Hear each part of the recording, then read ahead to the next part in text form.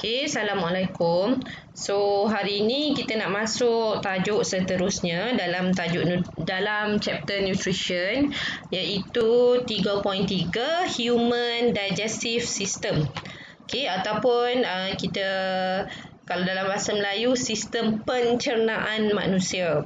So, maksud sistem pencernaan tu adalah daripada makanan yang kamu makan sampailah kamu buang.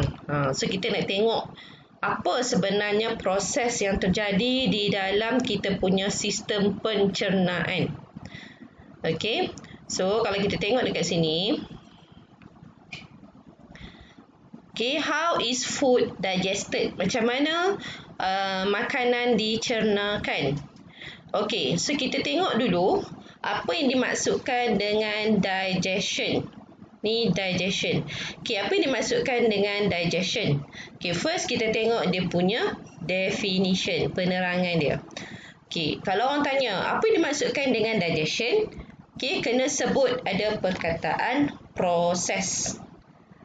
Okay, process of breaking down. Okay, mesti ada breaking down food. Okay, breaking down apa? Breaking down food that is complex. Okay, yang kompleks dan juga besar. Okay, so process of breaking down food that is complex and large. Okay, kepada apa? Into molecules that are small, simple and soluble. Maksudnya, daripada yang besar, breaking down food, daripada yang kompleks dan besar. Nak jadi apa? Nak jadi lebih kecil, lebih simple dan senang untuk soluble. Soluble tu adalah larut. Okay, kenapa kita kena nak small, kena nak simple dan juga soluble? Untuk badan kita absorb. Okay, so that food ni akan diserap oleh cell of the body. Okay, lagi sekali cikgu explain. Apa yang dimaksudkan dengan food digestion? Maksudnya kena ada perkataan proses. Okay, proses breakdown. Apa yang kita nak breakdown? Kita nak breakdown food. Okay, breakdown food. Daripada apa? Daripada yang kompleks kepada simple. Kenapa kita perlukan benda yang simple? Untuk diabsorb. Okay, untuk diabsorb by body cell. Okay, so food digestion adalah kita nak break down the food daripada benda yang kompleks kepada benda yang simple untuk diserap oleh sel badan. Okay, so kita tengok digestion. Okay, so digestion, pencernaan, kita ada dua jenis. Yang pertama adalah jenis fizikal. Yang kedua adalah jenis chemical. Okay, so jenis fizikal, tengok jenis fizikal. Cuba kecilkan sikit. Okay, so jenis fizikal adalah process of breaking down food into smaller particles in the mouth. Okay, so fizikal ni hanya berlaku dekat mulut sahaja. Sebab apa berlaku dalam mulut? Sebab kita kunyah. Kan, daripada roti yang besar, apple yang besar, kita kunyah. So, kita panggil tu adalah physical digestion. Okay. Dan dalam mulut tu kita ada apa? Kita ada teeth, kita ada tongue dan juga kita ada saliva. Saliva tu sangat penting. Kita punya air liur. Dan juga involve of peristalsis. Peristalsis, sekejap lagi cikgu explain lain lah. Okay, apa yang dimaksudkan dengan peristalsis? Okay, cikgu ulang lagi sekali. Untuk fizikal, dia berlaku hanya di mulut dengan bantuan teeth, tongue dan juga saliva, air liur dan involve peristalsis. Okay, Dan kita juga ada chemical digestion, pencernaan secara kimia. Okey. So apa dimaksudkan secara kimia? Daripada kompleks into simple molecule. Okey, so yang memainkan peranan yang penting untuk chemicals ni adalah enzim. Okey, apa itu enzim? Sekejap lagi kita akan tengok lain apa yang dimaksudkan dengan enzim. So yang ni enzim ni sebenarnya dia daripada protein yang kita makan, dia akan jadi enzim. Okey. So pentingnya kamu ambil protein. Okey, so dekat sini adalah perbezaan dan juga persamaan. Okey, physical digestion dengan chemical digestion. So, sekarang kita nak tengok dulu apa dia punya persamaan di antara physical digestion dengan chemical digestion. Okey, persamaan dia adalah of course breakdown of food occur. Lepas tu dia berlaku happen in digestive tract. Okey, so physical digestion tadi ingat physical ni hanya berlaku dekat mulut waktu kita kunyah tu. Maksudnya daripada yang besar, roti-roti besar ni, so bila kita punya dia jadi kecil-kecil. Okey, so lepas tu pula daripada yang kecil-kecil, okey, dia kena air liur. Air liur tu, so dia akan jadi lebih kecil. Yang ni kita panggil chemical digestion. So first kena physical, lepas tu baru chemical digestion. So chemical digestion dia berlaku di dalam mulut. Sebab ada kehadiran saliva, air liur. Okey, dan berlaku dalam stomach, berlaku dalam duodenum dan berlaku pada usus intestine. Okey, untuk physical digestion, dia tak melibatkan enzim. Tetapi, ingat chemical digestion, dia akan melibatkan enzim. Enzim tu dia akan jadikan partikel tu lagi halus. Okey, so kita teruskan. Okey, so dekat sini yang ni adalah organ of digestive system. So kamu kena ingat kita ada 1, 2, 3, 4, 5, 6, 7, 8 digestive system ataupun kita panggil digestive tract, laluan pencernaan. Okay, so kita start dengan yang pertama. Yang pertama bila kita makan dekat mulut lah. Okay, so masuk dekat mulut yang pertama. Lepas masuk dekat mulut, dia akan pergi kepada esophagus. Kamu makan kat sini kan, kunyah jadi kecil. Okey, so masuk dekat esophagus. Masuk dekat esophagus, kamu telan secara membulat kan. Ni kan esophagus. So bila kamu telan, dia akan pergi kepada stomach. Stomach tu perut. Okey, lepas stomach nombor 3. Yang ni nombor 2. Mulut nombor 1. Lepas pergi pada stomach, dia pergi kepada duodenum. Okey, pergi kepada duodenum, nombor 4, duodenum. Lepas pergi duodenum, baru dia pergi kepada small intestine, usus kecil. Okey, next, lepas kepada usus kecil, dia pergi kepada usus besar, large intestine. Okey, lepas tu dia pergi kepada rectum. Dan last kali dekat sini adalah anus.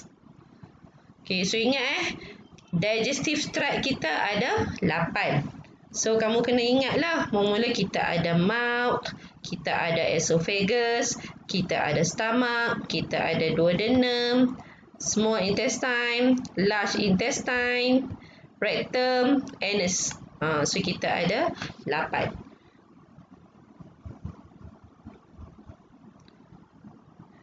Okey, organ-organ lain yang terlibat dalam digestive system pula, kita ada lagi 4. Yang pertama adalah salivary gland. Okey, salivary gland tu adalah kelenjar air liur. Lepas tu hati, liver, gallbladder dan juga yang keempat adalah pancreas. Okey, itu adalah other organs. So kalau dia tanya organ pencernaan, yang 8 ni sahaja. Okey, 8 ni sahaja adalah organ pencernaan. Yang lain tu hanyalah organ tambahan. Yang paling penting yang 8 tu lah. Okey, so kita nak tengok one by one. Kita start dulu dengan mouth. Okey, mulut, dekat mulut kita kan. Okey, yang pertama bila kita makan, food is chew.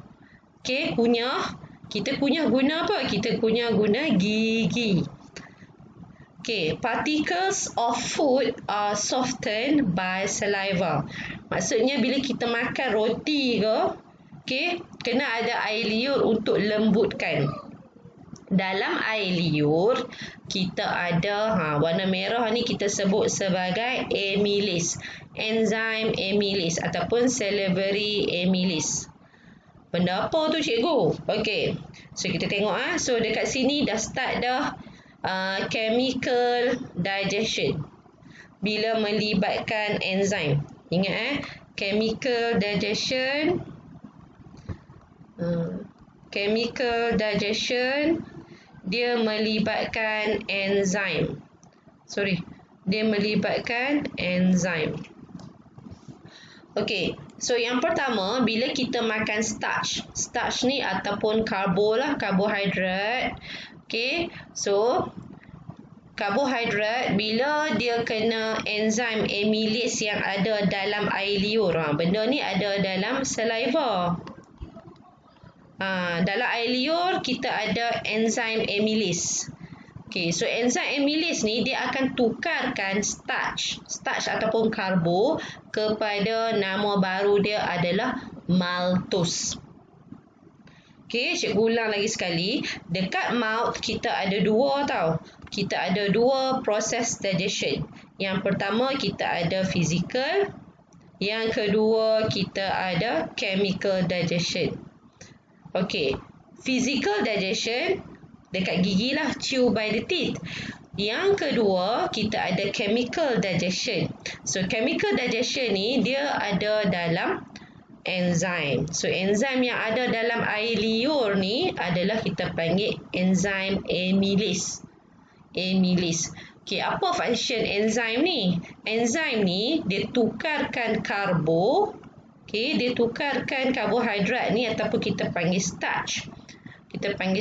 Dia akan tukar. Bila kena saja amylase, dia jadi maltose. Maksudnya dekat sini dia jadi amylase.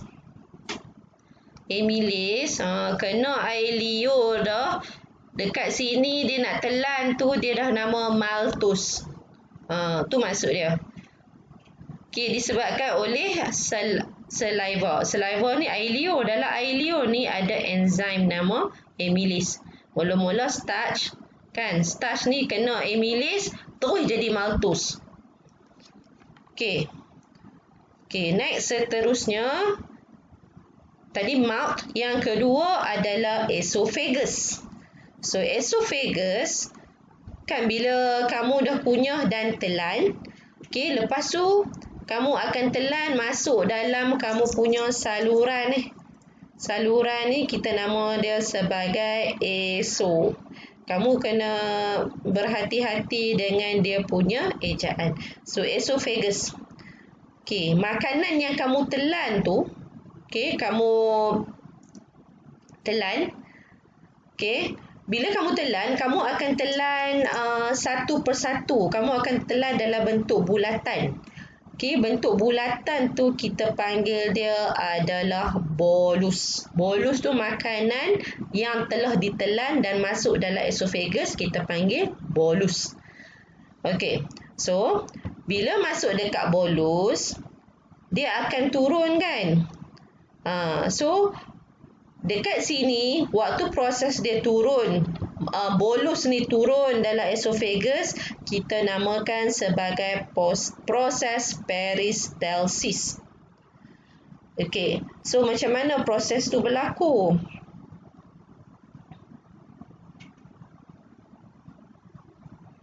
Okey, cikgu lukis.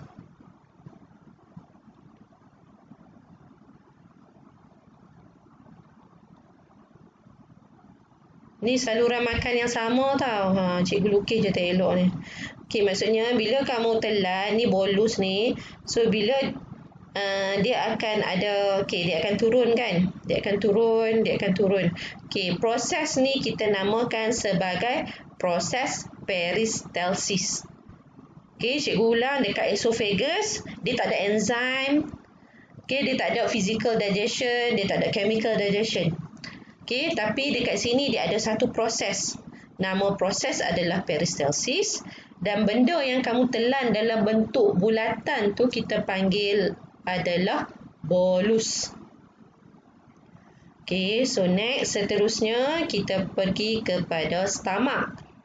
Okey, dekat perut kamu. Dekat perut kamu ada apa? Okey, walls of the stomach secrete protease.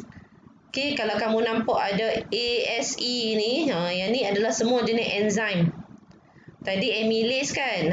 So yang ni enzim protease. Tadi dekat mulut amylase, dekat stomach ada protease. Okey, apa lagi yang ada dalam stomach? Yang pertama protease, yang kedua dia ada hydrochloric acid dalam perut. Okey, apa function hydrochloric acid? Kenapa perut kita kena ada hydrochloric acid? Yang pertama, untuk kita nak aktifkan protease. Sebab protease, kita nak aktifkan protease. Dan yang kedua, kita nak kill bakteria.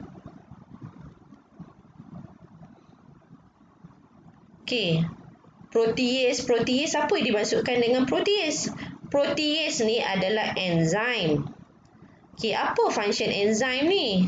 Enzim ni dia akan break down, maksudnya dia kecilkan protein kepada polypeptides. So tadi dekat mulut, dekat mouth, cikgu ulang lagi sekali, dekat mouth, kita ada starch kan? Maksudnya karbohidrat tu akan dicernakan di mulut guna enzim amylase. Dia akan jadi maltase. Dekat perut, dia akan cernakan protein. Dekat perut, cernakan protein. Dekat mulut, cernakan karbohidrat ataupun kita panggil starch. So, macam mana dia nak cernakan protein? Dia nak cernakan protein, dia menggunakan enzim protease. So, enzim protease, protein ni kena dengan enzim protease, protein tu dah disebut sebagai polypeptides. So protein kena protease, dia akan jadi polypeptide. So sekarang ni dia dah cernakan karbo, dia dah cernakan protein. Sekarang ni dalam perut, dia dah ada maltase, dia dah tak sebut starch, dia dah ni kan, dia dah simplify. Maksudnya kalau protein ni benda yang besar-besar, polypeptides ni dia dah jadi kecil. Dia simple molecules. So sekarang selepas daripada perut, dia dalam perut kamu akan ada maltase dan juga akan ada polypeptides. So next adalah duodenum. What is the function of duodenum? Duodenum ni adalah first part of small intestine. Sebelum masuk usus kecil, kita akan jumpa duodenum. So dekat situ dia ada liver. Liver ni apa? Liver ni adalah hati. So apa function hati? Dia akan produce bile. Bile ni adalah hempedu. Kalau tengok, hempedu ni kan pahit kan? Pahit seperti hempedu. So dia akan produce bile. That is stored, yang disimpan di dalam kita panggil adalah gallbladder. Okey, apa fungsi hati? Bukan sakit hati je. Hati ni pun dalam proses untuk mencernahkan makanan, dia ada banyak function. Okey, yang pertama dia akan emulsifies. Emulsifies ni maksudnya dia cernahkan lemak. So dekat hati ni function untuk emulsify fat into small droplets, menjadi titisan-titisan kecil. Dan juga hati juga, function hati ni adalah untuk neutralize acid. Tadi dalam perut kena ada acid. Mai dekat liver, dia akan neutralize the acid. Okay, so next kita pergi kepada pancreas. So pancreas, apa function pancreas ni? Pancreas ni dia mengeluarkan pancreatic juice. Jus pankreatik. Apa yang ada dalam jus pankreatik? Jus pankreatik ni menghasilkan enzim amylase, enzim protease, enzim lipase. So dia mengeluarkan 3 enzim. Amylase untuk starch, protease untuk protein, lipase untuk fat. Maksudnya dekat pankreas ni dia mengeluarkan 3 jenis enzim. Yang pertama adalah amylase, protease, lipase. Apa function amylase? Amylase ni dia untuk kecilkan starch. Starch ataupun maltase lah.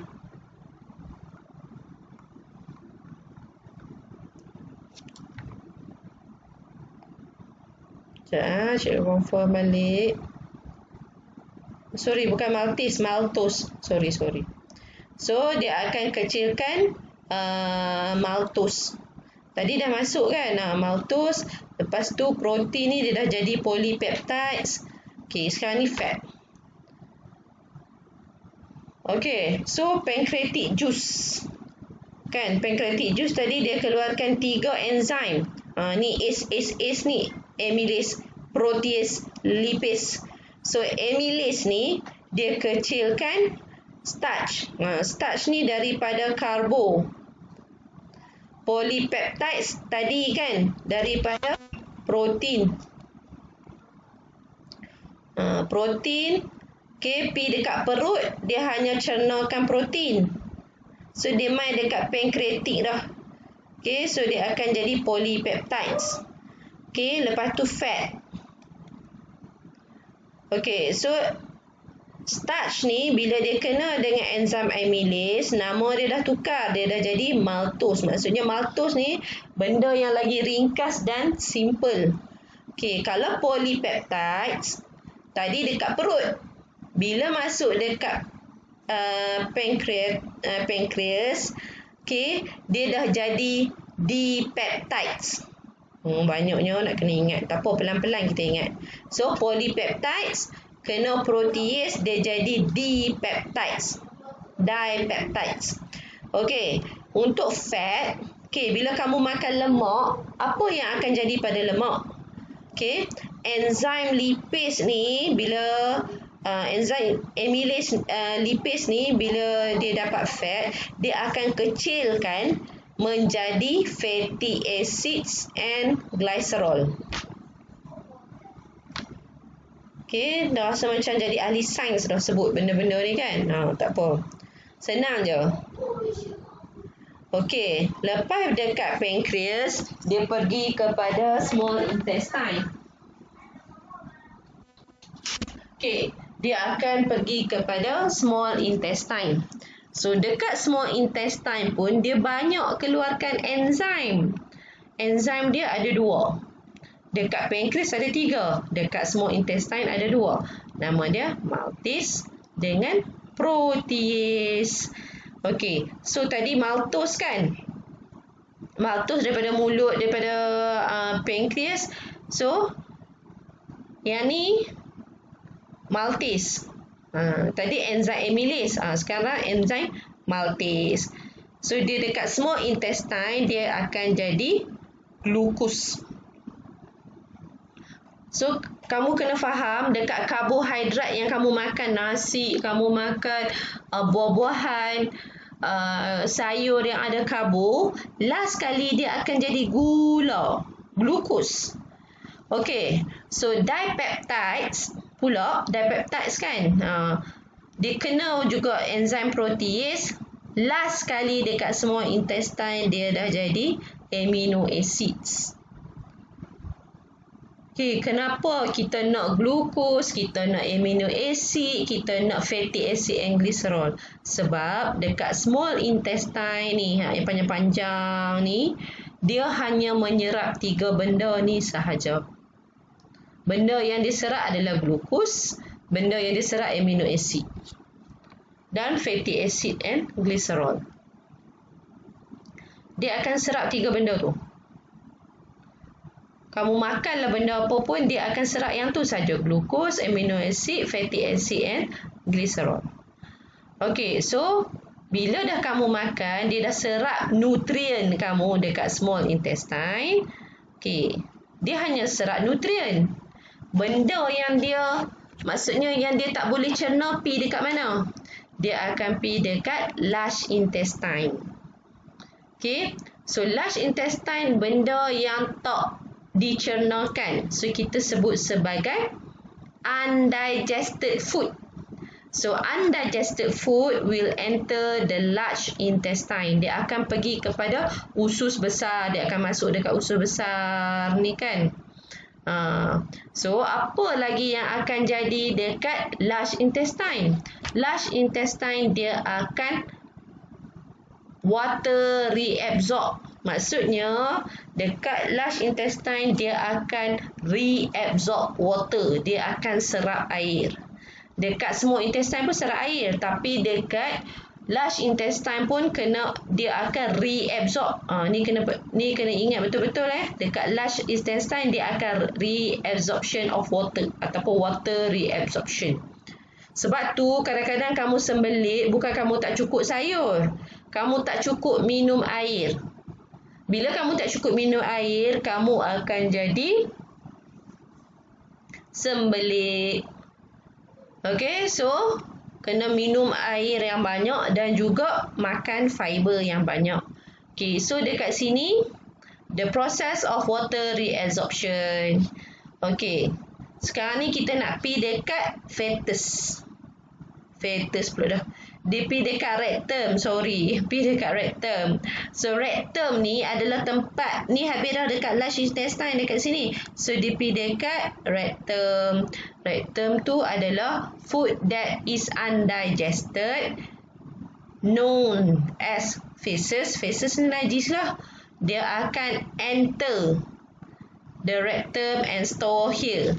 Maksudnya, dia akan kumpul kamu punya najis di sini.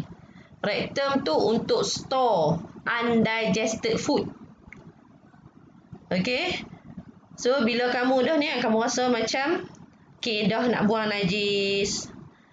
Okay, tempat yang untuk simpan najis tu kita sebut sebagai rectum. Dan tempat yang keluar najis ni kita namakan sebagai anus.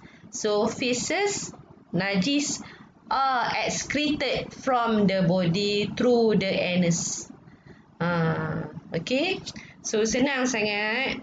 Cuma dekat amylase protease tu je kamu kena ingatlah. Okay. So, lagi sekali kita nak ulang. Digestive enzyme. Apa digestive enzyme yang ada?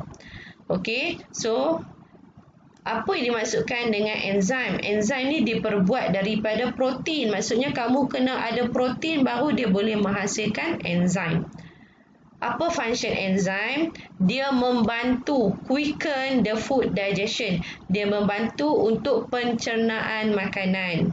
So, kita ada banyak enzim. Amylase, maltase, lipase, protease. Okay, so kita tengok dulu. Kita start. Kalau kita makan starch, kita makan karbo, kita makan karbohidrat. Apa yang akan jadi pada karbohidrat? Okay, yang pertama dekat starch kan. Okay, mula-mula kita makan starch, amylase. Amylase ni akan berada di mana? dia akan berada pada salivary gland dengan pancreas. So, dia ada dekat salivary gland dengan pancreas. So, apa yang akan jadi pada starch bila kena amylase? Amylase ni dia akan tukarkan starch kepada maltose. Okay, so lepas pada pancreas, nama karbohidrat tu dah tak jadi starch, dia dah jadi maltose. So, dalam small intestine pula ada juga enzim yang dinamakan sebagai maltase. So, bila kena maltose ni kena maltase, dia akan jadi glucose dekat small intestine. So, maltase ni dia berada dalam small intestine. Amylase dia berada dalam salivary gland dan juga pancreas. Okay, so last kali end product of starch. Cikgu ulang lagi sekali. Maksudnya kalau kita makan nasi, kita makan benda karbohidrat lah, tak kisahlah benda apa pun, nasi ke, sayur ke yang ada karbohidrat, last kali dia akan jadi gula dalam badan kita. Dia akan jadi glucose. Okay. So next kita nak tengok pula apa yang akan jadi pada protein. Kita makan ikan, kita makan telur, kita makan ayam, apa yang akan jadi? Pertama kita sebut sebagai protein. Okay, lepas tu kita ada enzim. So kalau kamu tengok dekat enzim untuk protein ni sama je. Protease. So protease ni, okay, dekat stomach dia keluarkan protease. Protein dia dah jadi polypeptides. Okay, so bila dia sampai dekat pancreas, polypeptides ni dia tukar pula kepada dipeptides. Lepas tu dekat small intestine, daripada dipeptides dia tukar jadi amino acid. So end product untuk protein adalah amino acid. Saya tulis kalau untuk starch dia akan jadi glucose. Kalau untuk protein, end product dia adalah amino acids. Okay, so next kita pergi kepada fat. So fat dia hanya akan dicernakan dekat bahagian pancreas. So lipase. So fat dia kena enzim lipase, dia akan tukar jadi dua benda. Yang pertama, salah tau kalau macam cikgu tanya apakah end product untuk fat, kamu tak boleh sebut fatty acid, cikgu. Salah. Kamu kena sebut fatty acid and glycerol. Kena ada dua. Okay, so fat dia punya end product adalah fatty acid and glycerol. So cikgu tulis lagi sekali. End product untuk starch adalah glucose. End product untuk protein adalah amino acid. End product untuk fat, ingat ada dua benda. Fatty acid and glycerol. Okay. So, tiga ni sahaja akan diabsorb, akan diserap oleh kita punya small intestine. Okay, so yang tu sahaja untuk tajuk 3.3. So, next kita akan masuk 3.4. Okay, bye. Assalamualaikum.